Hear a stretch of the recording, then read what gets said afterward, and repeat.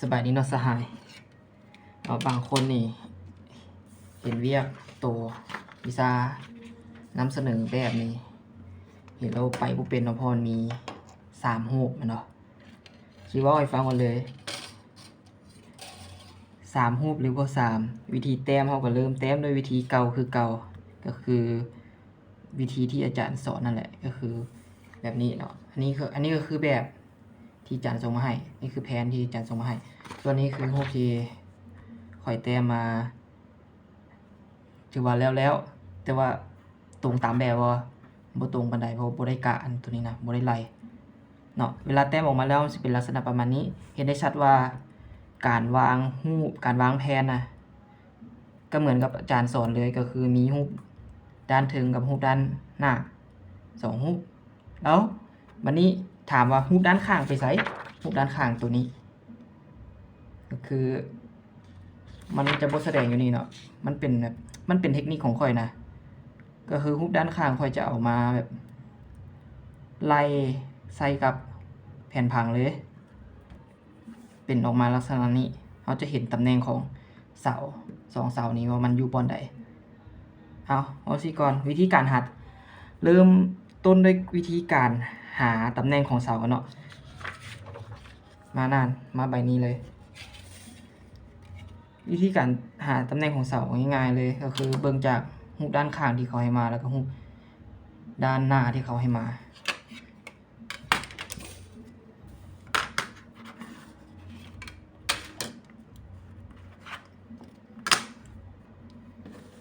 คือเราจะเล็งบอลที่เราจะตำแหน่งของเสาที่เราจะซ่อเนาะลงมาใส่แผ่นผังเลย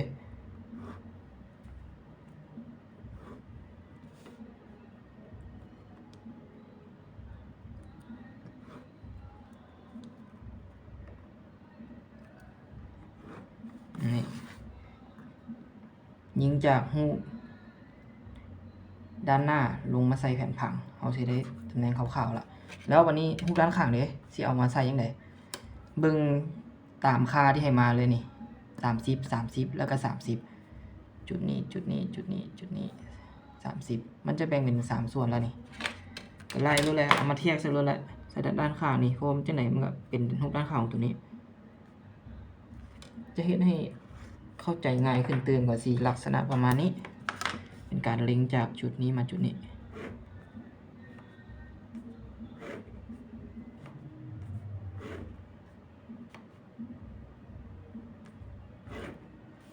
ย้ำอีกครั้งเด้อว่านี่เป็นวิธีเฉพาะของข่อยจะถูกใจอาจารย์หรือบ่ก็อีกเรื่องหนึ่ง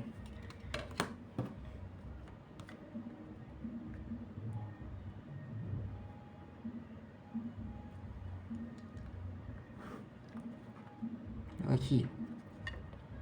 ขีดจากบอลที่เราเล็งมานี่หรือว่าบอลที่เราแทกมาใส่รถปุ๊บวันนี้เราก็ได้ตำแหน่งของเสาละเขาจะได้อยู่นี่บอลนี้เลยนี่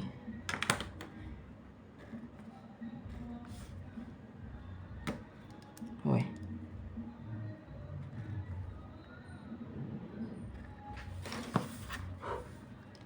ตำแหน่งของเสาโอ้ยขีดไกลอย่ามันเนาะนี่คือตำแหน่งของเสาเขาได้ตำแหน่งของเสาแล้วนี่จะมาเริ่มขั้นตอนต่อไปเลยนี่คือรูปที่วางไว้คร่าวๆแล้วเพื่อบ่ให้เป็นการเสียเวลาในการแต้มเราจะวางเหมือนกับที่อาจารย์สอนเลยเนาะก็คือมีรูปแผ่นผังกับรูปด้านหน้าหรือว่ารูปด้านหลังอยู่มอง2ตำแหน่งนี้ตามที่อาจารย์บอกแต่เทคนิคของค่อยก็คือตำแหน่งรูปด้านข้างนี่ก็เหมือนกับตามรูปนี้เนาะเราใส่รูปด้านข้างเพื่อหาตำแหน่งของเสาตามแผนผังวันนี้เราก็สิมาวาง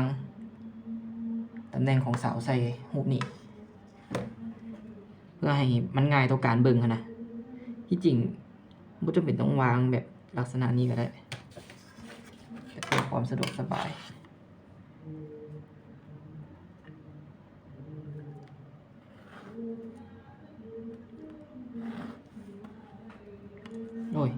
ขีดบ่ถึก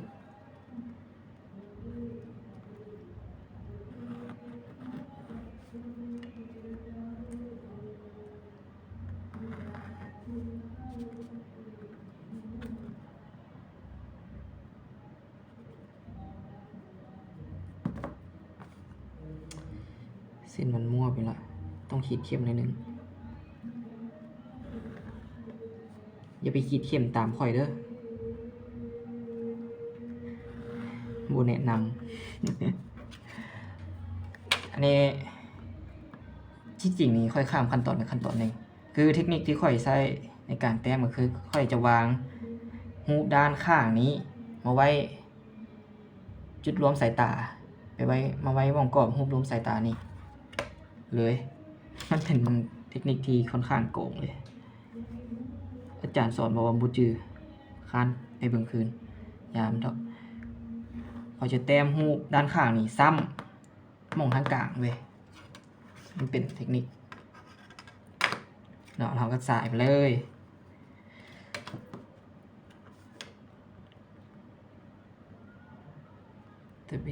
แต่ว่าหูตัวทางกลางนี่ไปแต้มแหงมันดึกบ่ออกเปื่อนตัดคะแนนอีก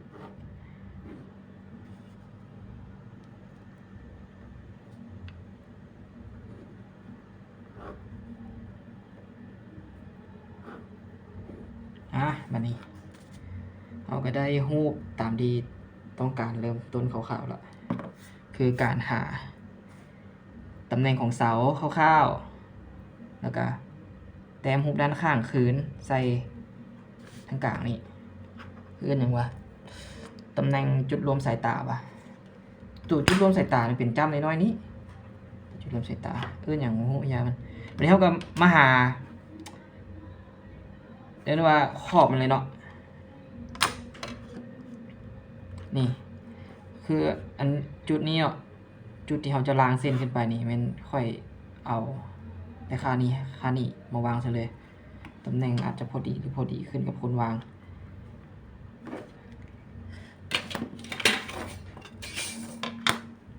นี่ค่อยเล็งมาแล้วเล็งมาไว้เพื่อละก็มาวางกันเลย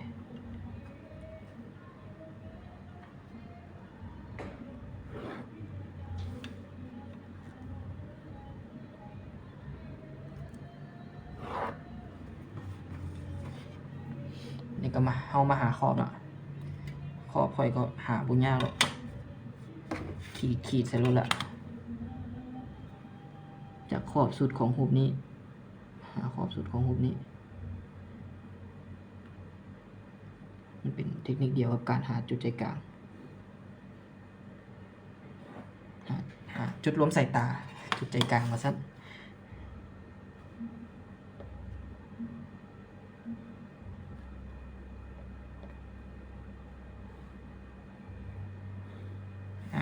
มันเอกาหาของมันแบบนี้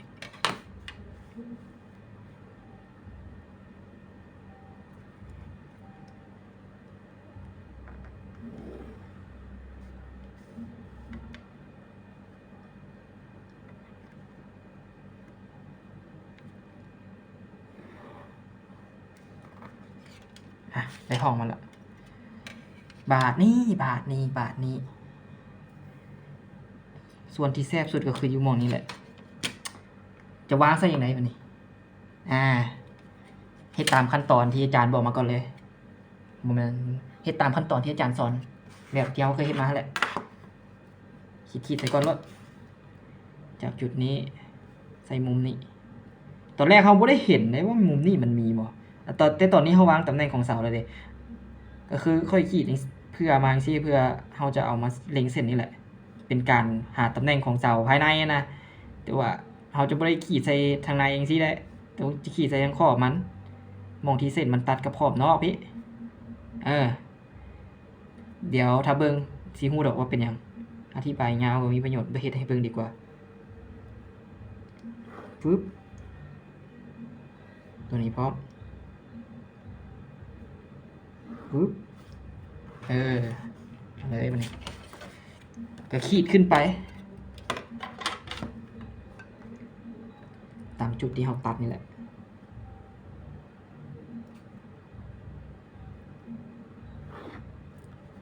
จริงบ่ต้องขีดยาวหลายเราบ่จำเป็นต้องขีดหลายเส้นเกินไปได้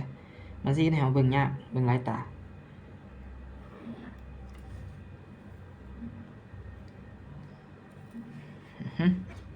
มาบัดนี้มาเบิ่งข้างนี้ก่อนที่จริงต้องเฮ็ดทั้ง2ข้างแต่ว่าสิเฮ็ดข้างนี้ให้เบิ่งก่อนเวลาเอาขีดขึ้นมาแล้วเนาะเบิ่งตำแหน่งของเสาทางหลังนี่ที่เราห่างไว้เนาะกับตำแหน่งที่เราขีดขึ้นมาตัดตรงนี้นะแล้วเราลองเล็งจากจุดรวมสายตานี้มาใส่เบิ่งที่จริงนี่มันควรจะเป๊ะๆเท่ากันเลย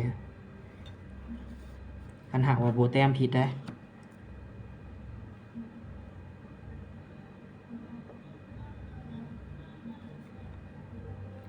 หรือว่าข่อยแต้มผิดวะ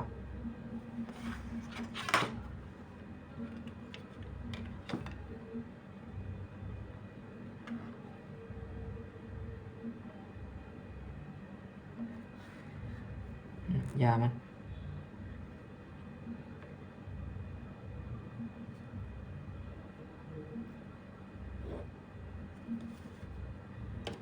เอานี้ออกดีกว่าเราขีดให้มันซื่อกัน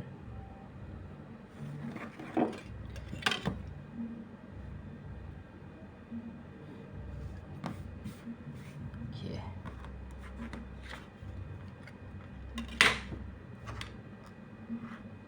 ธรรมะตาอย่างเป๊ะนี่มันซื่อกันแน่นอนแต่นี่บ่ฮู้ไปยังสิได้ตำแหน่งขึ้นมาคร่าวๆละตำแหน่งของเสา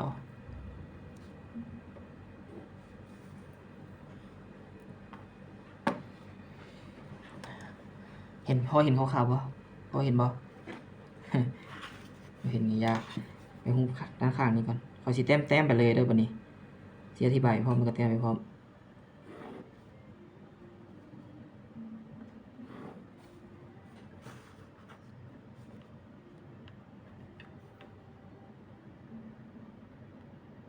จริงกันแต้มถึกนี่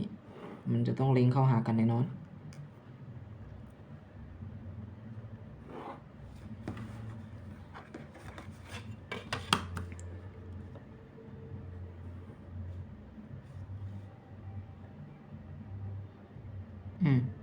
หูด้านนอกนี่ตัวนี้พัดเข้าหากันได้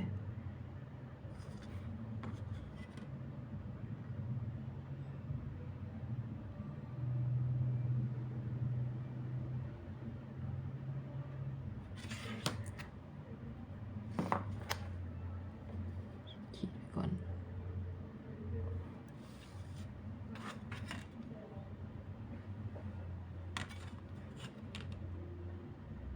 อ๋อข่อยหู้แล้วไปอย่างมันคือผิดข่อยมันขีดจะผิดเส้นหานี่ขอโทษหลายๆวายไปอย่างคือผิดขีดจะผิดเส้น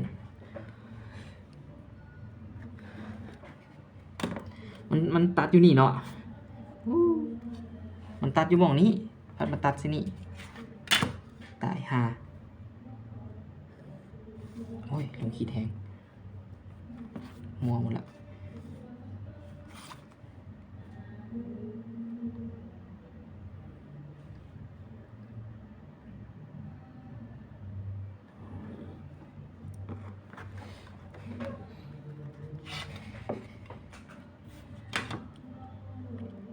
ป่าไป14 นาทีละเสียเวลาเกินตัดจังไดให้มันสั้นลงเลยวันนี้การตัดนี่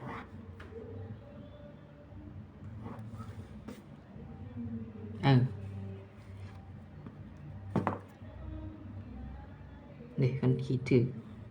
จุดนี้กับจุดนี้มันซีซื้อกันเลยโอ้ไว้เป็นอย่างบูซื้อกันแต้มผิด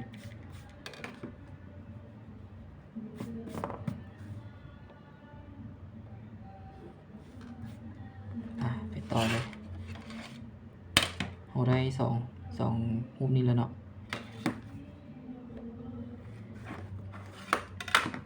สิบเดี๋ยวตำแหน่งเสาอีกอันหนึ่งค่อยหาเดี๋ยวค่อยสิแต้มโตทางถึงก็เดี๋ยวมันสิบแล้ว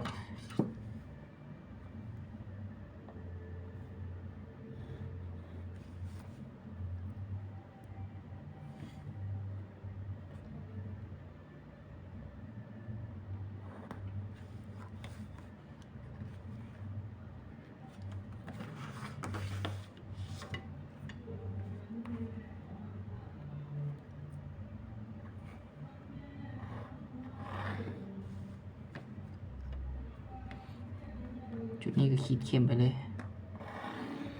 จังไรก็เป็นจุดที่อยู่หน้าสุดละ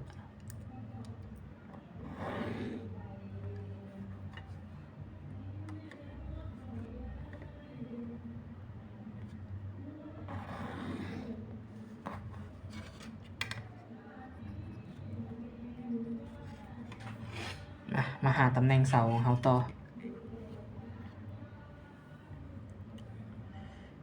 ตำแหน่งเสาเขาจะขีดเส้นตัวเขาขีดขึ้นไปทางนี้มันจะตัดกับมองนี้พอดีที่เขาเล็งจากจุดนี้สายนี้ขึ้นมานะสายผ่านจุดนี้ขึ้นมาเราเล็งขึ้นไปมันจะตัดมองนี้พอดีตัดมองนี้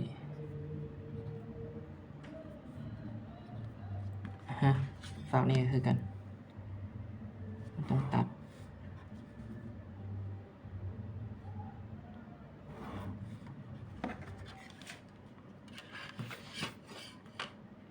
วันนี้เรามาหาตำแหน่งเสาที่แท้จริงกัน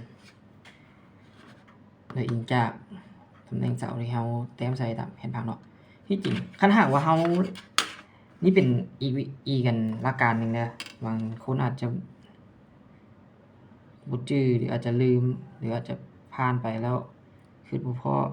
ก็คือคันหากว่าเราขีดเส้นผ่านด้านหน้าเนาะตัวนี้มันเป็นด้านหน้านี่นะตัวเส้นที่เราขีดไปมันจะซึ่งกับด้านหน้าเว้ยตำแหน่งของด้านหน้านี่มันจะซื้อกันเลยแต่คันเราขีดใส่ทั้งข้างดิตัวมุมทั้งข้างนี่เราขีดใส่นะเราสายขึ้นไปนะ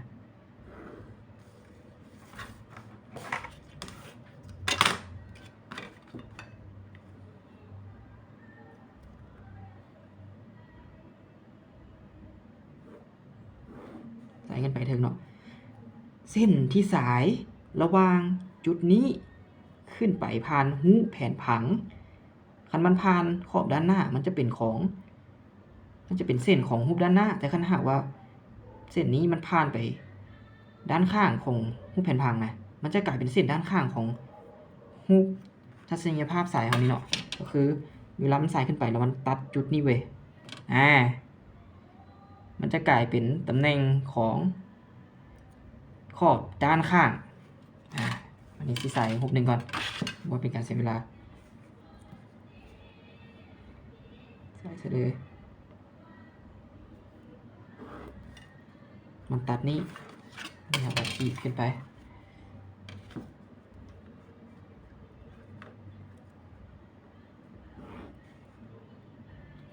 ที่จริงควรขีดให้จำเลยโบเป็นจำขึ้นไปสุดเลยแต่ว่าจำให้ถึงขอบนี้ขอบของหูขอบตัวใดวะสันก็ขอบตัวนี้ตัวหูนี่แต่ว่าเป็นขอบทางลุมก็คือมันจะขอบตัวนี้บันนี้ที่จริงซอกหาแต่ข้างเดียวก็ได้ข้างหนึ่งเราต้องไปซอกมันดอกเพราะฉะนั้นเขาก็เล็งเส้นเข้ามามันก็ตัดกันคือเก่าอันนี้ก็ขีดจากจุดที่เราตัดนี่เส้นด้านข้างขอบด้านข้างสายเข้ามาให้มันตัดกับเส้นที่เราสายมาก่อนหน้านี้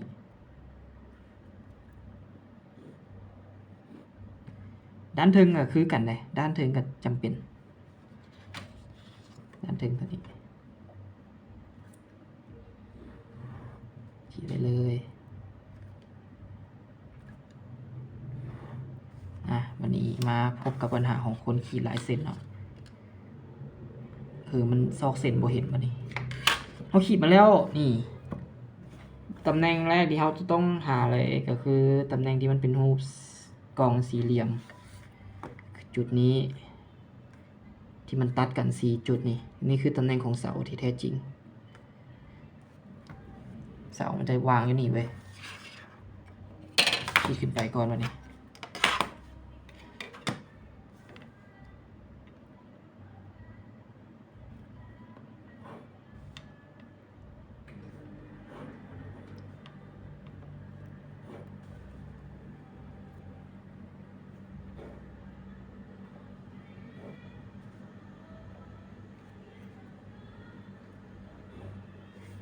เราก็มาซอกเบิ่งว่าเส้นที่เราขีดมานี่กับเส้นที่เราขีดขึ้นไปนี่มันตัดกันบ่ได้นี่เส้นตัวนี้เนาะตัดกันนี้นี่ขีดขึ้นมาตัดกันอยู่นี่ตัวข้างล่างนี่ขีดขึ้นมาตัดอยู่นี่ตัวข้างหน้านี่บ่ต้องไปซอกมันดอกจังได๋เราก็บ่เห็นนอกจากว่าเราอยากจะเฮ็ดเป็นให้เห็นเป็นเส้นขอบทางหลังเนาะฝั่งนี้กันเส้นตัวนี้จะถือนี่ถือนี่ตัวนี้ก็สิถืออยู่นี่มา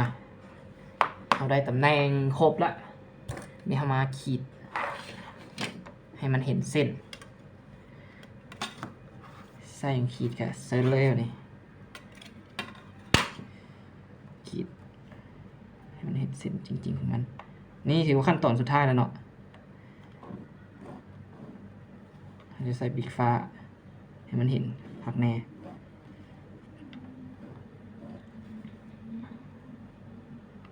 ที่จริงนี่คันหากว่าเข้าใจทีนี้แต่ตำแหน่งนี้ก็คือแต้มเป็นรถแต่ว่าคันหากว่าเหงาแล้วอยากมาเบิ่งค่อยสอนกะเซิร์นเลยบ่ห้ามอยู่เฮือนคนเดียวก็เหงากันเฮ็ดคลิปสอน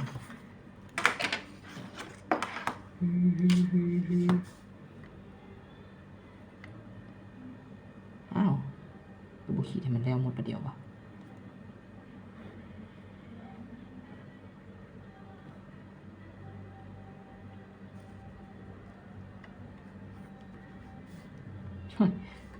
ขีดไปขีดมาลืม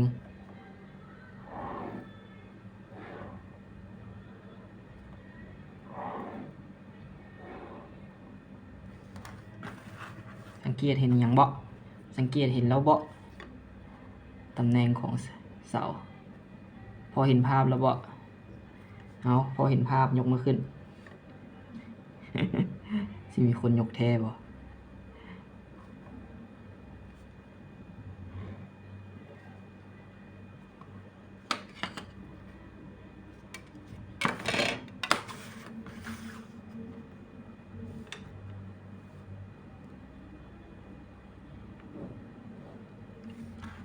คลิปวิดีโอที่ค่อนข้างจะโดนเติมเลยใบไหลพด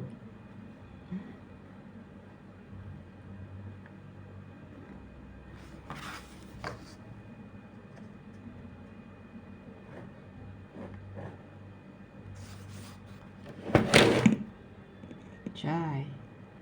เสียงคอมตก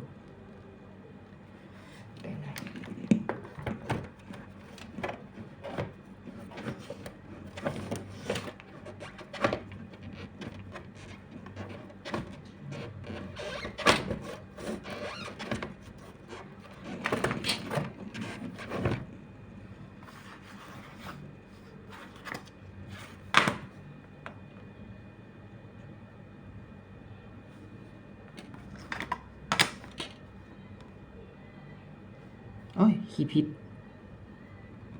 ต้องขีดใส่มองนี้ขีดใส่จุดที่เราตัดนะอย่าไปขีดใส่มองลุมนี่ได้บูถือเด้อขีดใส่มันจะมีช่องวางเล็กๆอยู่ช่องวางน้อยๆ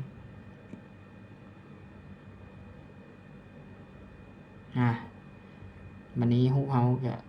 เป็นอันว่าเสร็จแล้วเนาะอันนี้จะไฮไลท์ให้เบิ่ง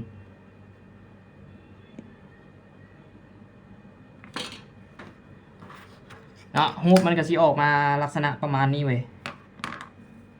ยิงตามแบบแผนที่เราวางไว้แผนนี้นะฮูปมันก็สิออกมาลักษณะประมาณนี้อันนี้ผู้ใดพอเข้าใจบ่มีแนวจะเว้าต่ออะไรได้นี่คือฮูปที่แต้มไว้ก่อนอันนี้เนาะคล้ายกันเลยพูดถึงคล้ายกันขนาดนั้นเนาะแต่ก็คล้ายกันอยู่อันนี้คือฮูปเซตสมบูรณ์นี้ไผมีคำถามเสร็จมาถามส่วนตัวรถ